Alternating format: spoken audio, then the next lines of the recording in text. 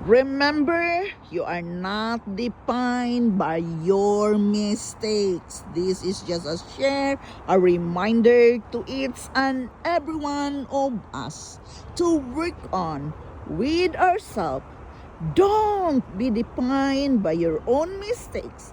Don't let what have been through taint the rest of your life. You can't change what's behind you, but you can do something about what's in front of you. You have to take off of the negative label and thoughts. You have to focus on the positive thing, knowing and understanding that what you have been in the past, God have forgiven you because He loves you. He is willing to forgive for the wrongs we have done.